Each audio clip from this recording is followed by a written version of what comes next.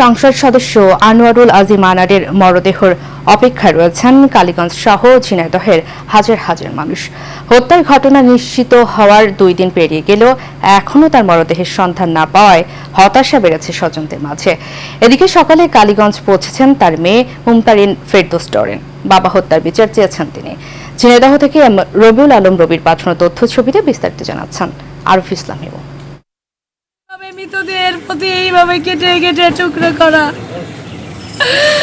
আমি জীবনে বলতে পারবো না আমি যতদিন বেঁচে থাকবো। গত 12 মে কলকাতায় চিকিৎসার জন্য যান ঝিনাইদহ 4 আসনের সংসদ সদস্য আনোয়ারুল আজিম আনার। 13 মে তাকে কৌশলে কলকাতার নিউ টাউন এলাকার একটি আবাসিক ভবনে ডেকে নিয়ে হত্যা করা হয়। কলকাতায় মৃত্যুর বিষয় নিশ্চিত হওয়ার 2 দিন পার হলেও এখনও তার মরদেহ উদ্ধার করতে পারেনি আইন শৃঙ্খলা বাহিনী।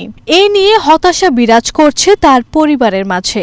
আমার জামাইকে হারানোর ব্যথা আমরা ভুলতে পারছি না। মানুষের মাঝে মাঝে সবসময় সে চলাফেরা করেছে, সে সুখ নিজের সুখ বিসর্জন দিয়ে, আর সেই মানুষকে এরা নির্মমভাবে হত্যা করেছে। এই হত্যার আমরা বিচার চাই। শেষবারের মতো প্রিয় নেতাকে দেখতে ভিড় করেছে ঝিনাইদহবাসী, আর তার হত্যার সাথে জড়িত সকলকে আইনের আওতায় এনে দৃষ্টান্তমূলক শাস্তির দাবি স্থানীয়দের। যে কোনোভাবে শাহিনরে যদি আমরা ধরে আনতে পারি এবং আইনের আওতায় আনা যায়, তাহলে এর তৃণমূল পর্যন্ত কারা জড়িত আছে সবকিছু বেরিয়ে যাবে। এদিকে আজিম আনারের মেয়ে প্রধানমন্ত্রীর কাছে পিতা হত্যার সুষ্ঠু বিচারের দাবি জানিয়েছেন। আল্লাহ যদি থাকে, আমার এই দীর্ঘ নিঃশ্বাস, আমার চোখের পানি, আল্লাহ এর বিচার করবে।